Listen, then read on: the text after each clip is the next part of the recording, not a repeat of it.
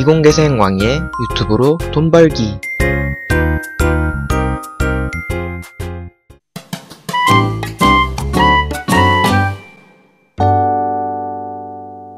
본 영상은 공공누리에 따라 한국데이터베이스진흥원의 공공저작물을 이용하였습니다. 이 영상은 2012년 9월 27일에 발표된 영상입니다. 저작권법의 기초적인 부분은 변화가 없습니다. 그러나 빠르게 변하는 시대에 맞추어 최근 저작권법은 일부 개정이 되었을 수 있다는 점을 참고하시고 영상을 시청하시기 바랍니다. 공공저작권을 취득하실 때 어떤 식으로 이렇게 취득이 되고 어떤 식으로 관리를 하시고 과연 공공저작권이라는 게 어떤 것인지에 대해서 좀 말씀을 드리고자 합니다. 취득관리라고 요소를 한 3가지 정도로 뽑아봤고요. 한 가지는 먼저 공공저작물의 여부 판단 기준이라고 해서 이 저작물이 정말 우리 기관의 저작물인지 공공저작물에 포함이 되는 저작물인지 먼저 판단을 하셔야 될 것 같고요. 그런 저작물들의 저작권자가 우리한테 있는 것인지 아니면 어떤 다른 타인에게 있는 것인지, 그리고 어떤 권리를 우리가 행사할 수 있고 어떤 식으로 이용할 수 있는지, 그냥 3가지 정도를 말씀드리고자 합니다. 그리고 각각 실무적으로 도움이 되실 만한 팁을 2가지 말씀드리고자 합니다. 네, 저작권 여부 판단 기준인데요. 저작물성, 이게 저작물성이 있는 저작물이냐 없느냐를 먼저 이렇게 판단을 하셔야 되는데, 저작물이라는 것은 사전적 의미로 인간의 사상이나 감정을 창작적 표현으로 외부에 표현하는 것이라고 정의할 수 있습니다. 여기서 창작적 표현이라는 게 아주 거창한 수준은 아니고요. 예를 들어서 초등학생이 그림 일기, 일기 정도도 창작성이 인정받을 수 있습니다. 그럼 기관들에서 보유하고 계실 만한 저작물을 좀 예시로 들자면, 가장 대표적인 게 업무적으로 일을 하시면서 발생되는 업무상 저작물이 있을 수 있을 텐데요. 보고서라든지 사진이라든지 기타 업무와 관련된 생성되는 그런 저작물들이 있을 수 있고, 지자체에서 어떤 폰트, 서식 폰트 같은 경우도 저작물성으로 인정받으실 수 있고, 보도자료도 저작물성으로 인정받으실 수 있습니다. 근데 반대로 지자체에서 가끔씩 표 같은 거 있잖아요. 예를 들어서 사과를 예를 들어 말씀드리자면, 백설공주가 사랑한 영주 사과, 이런 표 같은 부분은 저작물성으로 인정받기 어렵다는 그런 판례가 있습니다. 누구나 쉽게 생각할 수 있는 그런 문구는 저작물성으로 인정받기 어렵다는 그런 판례가 있었고요. 그리고 기계적으로 촬영한 그런 CCTV나 영상, 그리고 지자체 내의 어떤 통계자료나 현황자료 같은 경우는 저작물성으로 인정받기 어렵다는 그런 판례가 있었습니다. 2차적 저작권에 대한 양도의 명확한 규정이 없다면 사실은 이렇게 마음대로 사용자들이 이용할 수 있는 그런 권리를 다 부여할 수는 없고요. 그래서 계약서에서는 제가 슬라이드에 적어드린 것처럼 을은 비용역 수행에서 발생한 저작물에 대한 모든 저작권하고 2차적 저작물 작성권 포함이라는 문구를 명시를 하셔야지만 저작권 문제, 어떤 저작권 침해 없이 완벽하게 해당 저작물로 귀속이 가능합니다. 그리고 저작 인격권의 문제도 사실은 거의 이런 문제는 빈번히 일어나진 않지만, 그래도 향후에 일어날 그런 침해를 대비해서 인격권은 갑은 C 저작물에 대한 수정 변경을 이용할 수 있고, 을은 저작 인격권을 근거로 어떤 의의도 제기하지 않는다라는 문구를 좀 넣으심으로써 인격권 문제도 정리가 어느 정도 되지 않을까 싶습니다. 이런 문구들을 해당 계약서상에 좀 명시를 하셔서 어떤 업무를 추진하실 때 명확하게 해당 저작권이 완벽하게 우리 기관으로 좀 귀속이 될 수 있도록 조치가 좀 필요하다고 말씀드릴 수 있습니다. 이런 식으로 해당 보도자료, 우리 관련된 기사일지라도 기사화된 기자가 작성한 기사를 우리 홈페이지에 무단으로 스크랩해서 전제를 하시면 문제가 될 수 있습니다. 해당 기자나 신문사에게 어떤 양해를 구하거나 우리가 이런 식으로 올리겠다라는 그런 사전에 이용 허락 없이 무단으로 전제를 하시면 저작권 침해로 문제가 발생될 수 있고요. 다만 그런 문제를 해결할 수 있는 방안은 해당 기사를 전제를 하시는 게 아니라 그 기사가 서비스되는 URL을 보통 하이퍼링크라고 하는데 타이틀 정도는 해당 게시판에 써주시고 해당 원문을 그대로 긁으시는 게 아니라 그 서비스되고 있는 URL을 링크 형태로 걸어주면 그거는 저작권 침해가 아닙니다. 그런 식으로 보도자료는 행사를 하시면 될 것 같고요. 그 두 번째로는 그렇게 취득된 저작물들을 이용자한테 어떤 식으로 제공하는 게 가장 효율적인가에 대해서 좀 말씀드리고자 합니다.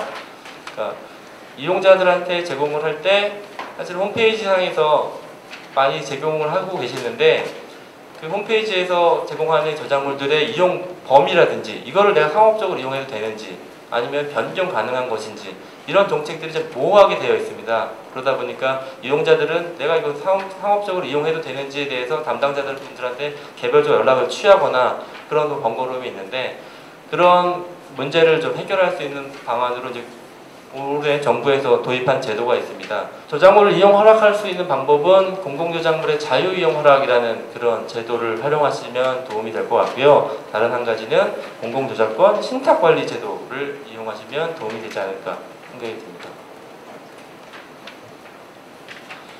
공공저작물 이용 허락이라고 해서 기관들은 사실 여러 가지 저작물들을 보유하고 있습니다. 근데 그 저작물들을 그냥 일괄적으로 다 어떤 이용 형태를 그냥 다 무시하고 다 제공할 수 있는 입장은 아닐 것입니다.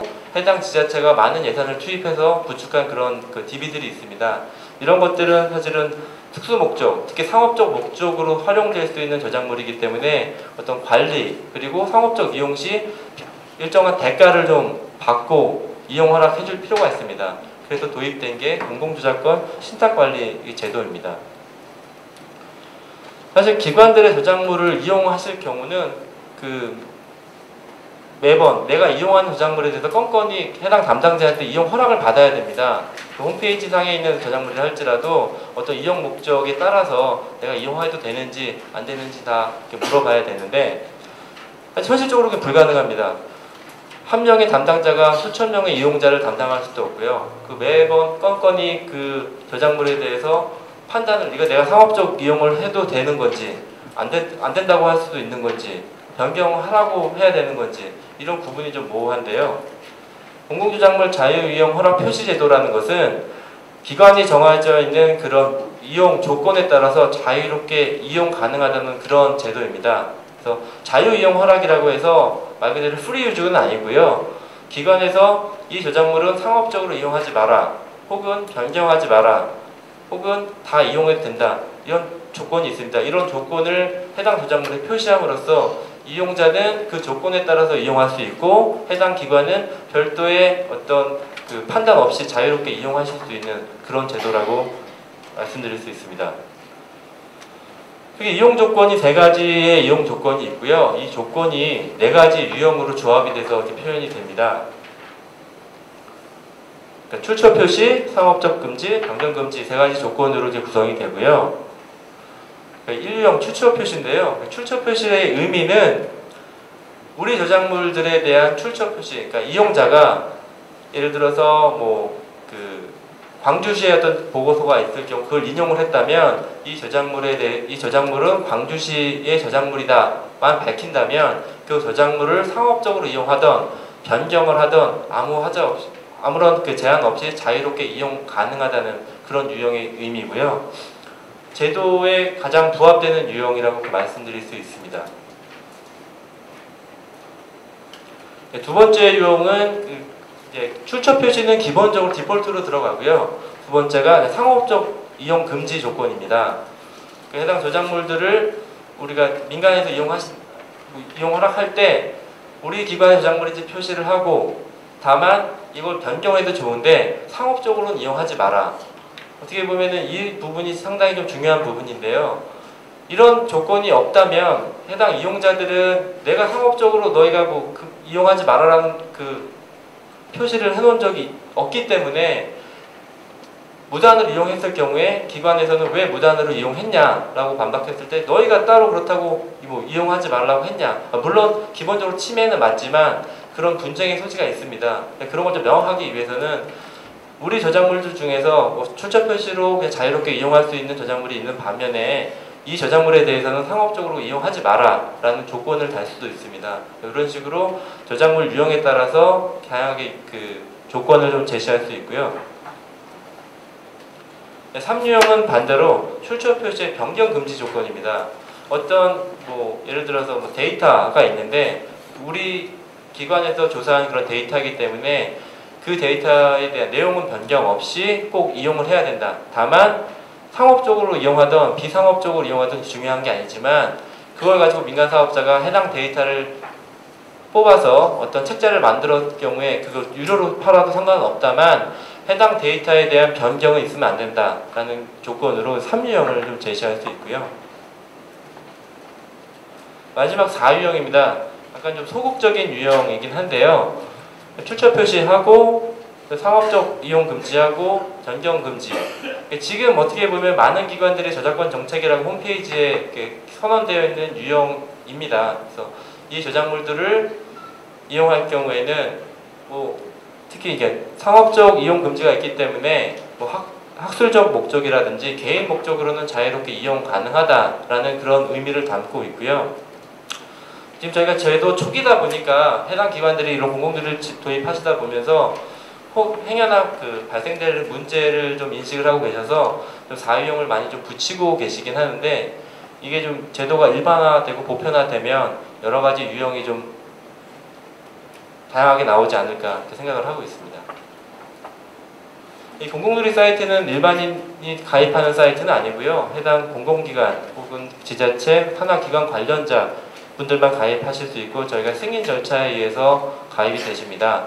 가입하고 나신 이후에 저작물들에 대한 간단한 메타, 그러니까 제목, 어떤 저작물인지, 어느 기관인지, 그리고 그 저작물이 어떤 URL로 서비스되고 있는지 정도만 메타를 입력해서 등록을 해주시면 아까 보여드렸던 이용 약관이나 메타가 자동 생성이 되고 공공누리 사이트하고 연계가 됩니다. 근데 한 건의 저작물을 매번 그렇게 올릴 수는 없고요. 일괄 등록 방식이 또 따로 있습니다. 일괄 등록 양식은 엑셀 양식이 있는데 엑셀 양식을 통해서 한 번에 작성을 하시고 일괄 등록을 하시면 해당 저작물들이 자동으로 일괄 등록이 되고요. 그 외에도 사실 매번 수동적으로 하기 힘들다 하는 경우에는 저희가 기술적으로 좀 지원을 해드리고 있습니다. 관리자 단에서 우리가 네이버 카페에서 글을 올릴 때 간단한 클릭해서 상업적 이용을 허락하겠느냐, 예, 아니요. 변경하겠느냐, 예, 아니요. 라고 간단하게 관리자 단에서 어떤 페이지를 구축할 수 있도록 저희가 기술적 지원도 해드리고 있습니다. 그래서 어떤 관심 있는 기관 분들은 저희 쪽으로 연락을 주시면 따로 저희가 방문을 해서 제도도 설명드리고 지원도 같이 해드릴 예정입니다. 예, 이제 마지막인데요. 신탁관리제도에 대해서 말씀을 드리고자 합니다. 그래서 지금 공공누리에 대해서는 제가 말씀드렸던 대로 일반적이고 보편적인 저작물들에 대한 이용 허락을 간편화하는 제도라고 이렇게 말씀드릴 수 있고요. 신탁관리제도는 말 그대로 해당 저작권의 권리를 위탁을 맡기는 겁니다. 전문기관에. 그래서 그 저작물들은 상업적으로 이용이 가능한 것들, 그러니까 빈번하게 민간에서 수요가 일어나는 것들, 저작물들 중에서 해당 저작물을 사진으로, 캘린더로 혹은 CF에서 이용하고 싶다. 일반 보편적인 저작물들은 공공누리로 이용 허락을 하시면 되고요. 해당 기관 저작물 중에서 또 상업적 수요가 높고 어떤 특수 목적의 또 관리가 필요한, 그리고 해당 저작물을 이용 허락할 때 상업적으로 이용한다고 하는데 무상으로 줄 수는 없고 얼마를 받아야 되는데 얼마를 받아야 될지 잘 모르시는 경우, 그런 경우는 저희 쪽으로 신탁을 해주시면 저희가 문화부 장관 명의로 수수료 안을 갖고 있습니다. 이용 목적에 따라서 수수료 테이블이 있고요. 그 테이블에 따라서 징수를 하고 징수한 금액은 저희가 갖는 게 아니라 해당 기관에 다시 분배를 하는 그런 시스템입니다. 신탁을 하게 되시면 말 그대로 권리를 저희 쪽으로 위탁을 하신 거기 때문에 이용자들에 대한 이용 허락뿐만이 아니라 그 저작물들이 혹시 침해가 됐는지 그 침해에 대한 추적 관리도 하고 침해됐을 때 침해 대응도 같이 해드리고 있습니다. 신탁 저작물이라고 해서 유료로만 판매하는 건 아니고요. 유료 저작물도 있고 무료 저작물도 있습니다. 이건 저희가 정하는 게 아니라 신탁을 맡기시는 기관이 정하시는 문제고요. 협의를 통해서 정하는 문제고, 기관마다 우리가 꼭 돈을 벌어야겠다라기보다도 우리가 갖고 있는 저작물들이 어떻게 이용되고 있는지, 몇 건 정도 이용되는지 그런 추적을 관리가 필요한 부분들이 있습니다. 네, 그런 부분들도 저희 쪽으로 위탁을 맡겨주시면 저희가 그 무료 저작물 같은 경우도 빈번히 이용이 되는데 뭐 해당 기관 저작물들이 이용자들이 뭐 300건 이용하셨다 어떤 목적으로 이렇게 보실 수 있고요. 이용자들은 검색을 통해서 해당 저작물들에 대한 그 저작물들을 검색해서 이용하실 수 있고 여기서 신청하면 바로 결제까지 가능한 그런 시스템으로 구성되어 있고요. 공공기관 신탁을 한 기관 입장에서는 우리 저작물들이 지금 언제 얼마나 그리고 어느 정도 이용됐는지 한눈에 보실 수 있습니다.